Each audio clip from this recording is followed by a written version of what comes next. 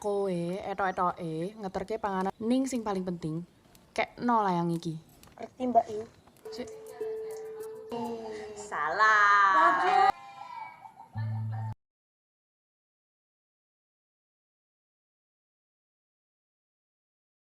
Lalu Madam yang menerima surat dari Raden Ajeng Kartini segera bergegas ke tempat Raden Ajeng Kartini. Lalu mereka diajak oleh Menir itu untuk datang ke sebuah pertemuan yang sedang diadakan oleh para bangsawan. Dan tuan rumah yang mengadakan acara itu sangat menyambut baik Raden Ajeng Kartini. Mag ik aan u voorstellen de briljante dochters van de Bupati van Japara, Raden Ajeng Kartini, Raden Ajeng Kardinah en Raden Ajeng Rukmini. Dan setelah pertemuan itu, Raden Ajeng Kartini mempunyai rencana untuk membuat sebuah ukiran kayu dengan motif yang telah dibuat oleh Raden Ajeng Kardinah untuk dipamerkan di Belanda. Raden Ajeng Kartini lantas mengajak ayahnya untuk menemui para tukang ukir untuk mengerjakan rencananya itu. Lalu beliau meminta pada Pasingowiryo dan para tukang ukir yang lain untuk membuat ukiran kayu dengan motif wayang yang dibawanya. Walaupun mereka sempat menolak karena takut kualat jika mengukir motif wayang, namun dengan bujukan Kartini dan sedikit gertakan Pak Bupati, mereka pun akhirnya mau mengerjakan ukiran itu. Kulo ajrih kenging sapudendanipun Bathara Kala. Pak Singowiryo, corak iki apik, Pak. Kan aneh. Ki iso ndadekke pesenan ukiran nang desa kene mbah akeh, Pak. Ya wis aku sing nanggung dosane, Pak. Dan berkat ide Raden Ajeng Kartini itu, kini masyarakat banyak menerima pesanan ukir sehingga mampu menunjang perekonomian masyarakat. Sik, Pak. Ono apa Cahayu? Sekarang Bapak kami setiap hari mendapat pesanan. Kami jadi bisa makan, Doro. Wah, ini berat Doro Ajeng Kartini. Matur nuwun nggih, Doro. Tidak puas dengan itu saja, kini Raden Ajeng Kartini menulis sebuah surat iklan korespondensi untuk dikirim ke Belanda. Delok. Aku nulis iklan golek korespondensi tang negara Londo untuk membuka pertemanan lebih luas. Dan setelah 1 bulan, akhirnya surat korespondensi yang beliau kirimkan mendapat jawaban. Surat korespondensi sing mbok kirim sebulan lalu. Lalu Raden Ajeng Kartini mendata para perempuan di daerah itu. Dan beliau sangat prihatin karena para wanita di desanya rata-rata menikah di usia yang masih belia. Iki anak Sanes Ndaraja putu kula. kowe mbiyen omah-omah ki umur piro? 12. Lalu Raden Ajeng Kartini berinisiatif untuk mengajari baca tulis para anak-anak, khususnya perempuan yang selama ini tak diperbolehkan untuk bersekolah. Bu Rene. Sinau. Ora usah isen-isen. Kita hari ini akan sinau bareng aksara Londo. Tiba-tiba, ada Romo Hadiningrat sekeluarga, kerabat ayah Ajeng Kartini bertamu ke rumah mereka. Romo Hadiningrat keluarga. Apa ya? Romo Hadiningrat juga membawa temannya Bupati dari Tegal dan anaknya Raden Haryono, Wakil Bupati Pemalang.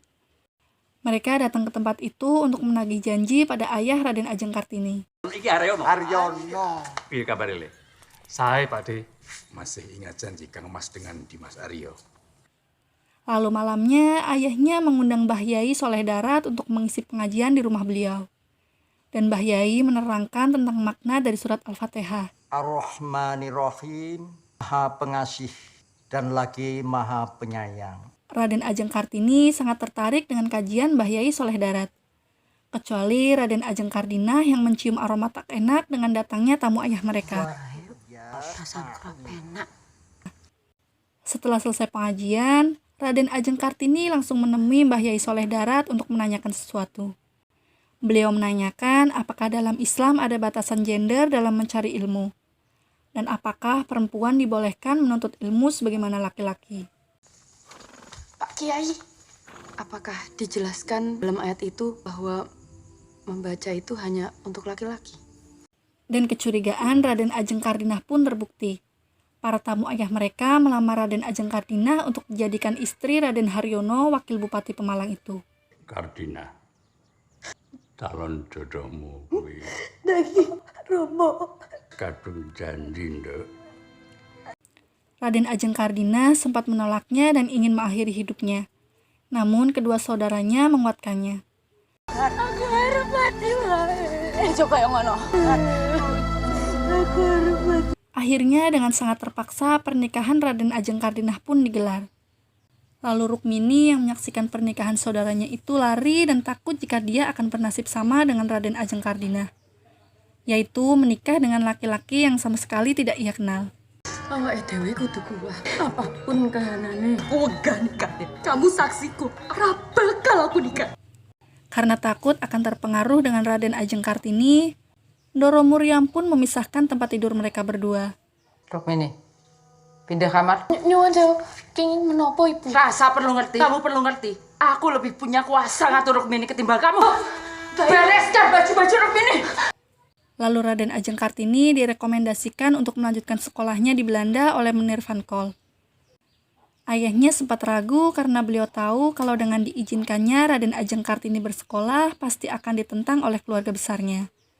Kartini naar Nederland. Namun akhirnya Pak Bupati Sosroningrat pun mengizinkan Raden Ajeng Kartini untuk berangkat ke Belanda. Tak pengestoni. Matur sembah nuwun Romo. Mendengar kakaknya akan berangkat ke Belanda, Raden Ajeng Rukmini pun berusaha membujuk ibunya agar dia juga dibolehkan ikut bersama Raden Ajeng Kartini bersekolah. Dewi tetap satu-satunya seperti yang Ibu mau. Ibu hanya ingin sekolah seperti Bayu Kartini. Dan keluarga besar Pak Bupati Sosroningrat yang mengetahui kalau Raden Ajeng Kartini akan bersekolah ke Belanda, mereka langsung mendatangi ayah Raden Ajeng Kartini itu. Dan beliau langsung dimarahi oleh semua kerabatnya karena dianggap telah melanggar peraturan adat yang sudah turun-temurun. Apa karena Kartini anak perempuan? Bukan. Dimas, perubahan pasti akan terjadi. Terjadi perdebatan hebat di antara mereka. Setelah kejadian itu, ayah Raden Ajeng Kartini sakit dan tidak bisa bangun. Kang Mas. Dan tiba-tiba datang surat pinangan dari Bupati Rembang untuk Raden Ajeng Kartini. Yuk, ada lamaran dari Rembang buat ibu. Raden Ajeng Kartini pun sempat menolak surat pinangan itu. Dan beliau masih mempunyai keinginan untuk bersekolah ke Belanda. Namun Ndoro Muryam malah menghukumnya dengan mengurung Raden Ajeng Kartini. Kamu di sini, Pak Bupati Rembang itu memboyongmu. Setelah beberapa hari dikurung, Yungasirah membuka kamar itu dan mengajak Raden Ajeng Kartini ke suatu tempat untuk berbicara. Panggil aku ibu. Kita tidak sedang berada di pendopo. Lalu ibunya pun memberitahu tentang yang sebenarnya terjadi antara ibu dan ayahnya. Dan alasan kenapa beliau mau dimadu. Ajeng Muryam, punggutan garwo. Iki kanggo becike wong akeh. Ini semua demi masa depan anak-anak. Setelah hari itu, Raden Ajeng Kartini kembali ditanya akan surat pinangan dari Bupati Rembang itu. Namun Raden Ajeng Kartini mengajukan 4 syarat untuk Bupati Rembang itu bisa meminangnya. Apa kowe wis siap nyandang Raden Ayu? Wonten syaratipun. Yaitu yang pertama, Raden Ajeng Kartini tidak mau membersihkan kaki suaminya selayaknya adat Jawa. Saya tidak mau mijiki sukunipun Kang Mas Jaya Adiningrat panggih. Yang kedua, beliau tidak mau dibebani dengan berbagai aturan adat istiadat yang rumit.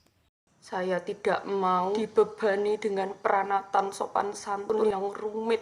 Yang ketiga, beliau meminta calon suaminya itu agar mau membantunya mendirikan sekolahan untuk orang-orang miskin. Saya mengharuskan calon suami saya untuk membantu mendirikan sekolah. Dan yang keempat, beliau meminta agar Yungasirah tinggal di rumah utama bukan lagi di kamar pembantu. Dan beliau ingin agar semua anak dari Bupati Sosroningrat memanggil Yungasirah dengan sebutan Mas Ajeng. Saya ingin Yungasirah tidak lagi tinggal di rumah belakang. Dan saya ingin putra dan putri Romo memanggil dengan sebutan Mas Ajeng.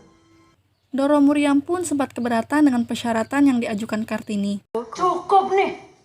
Ibu tidak akan membiarkan semua syaratmu itu bakal kelakon. Namun tiba-tiba datang Raden Ayu Lastri, anak kandung dari Ndoro Muryam. Lastri pulang karena tak kuat melihat suaminya menikah lagi dan lebih memilih istri mudanya yang lebih pintar darinya. Lastri?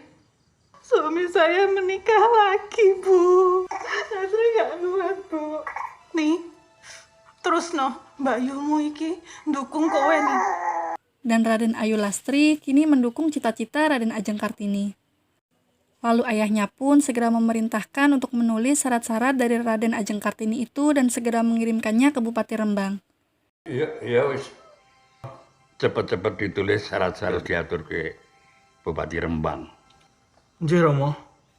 Dan tak lama selepas surat itu dikirim, Bupati Rembang pun datang ke kediaman Raden Ajeng Kartini. Diajeng sing nulis syarat-syarat pernikahan itu. Leres, Kang Mas. Aku ikhlas menerima syarat-syaratmu. Dan film pun diakhiri dengan menikahnya Raden Ajeng Kartini dengan Bupati Rembang itu. Dan film pun tamat.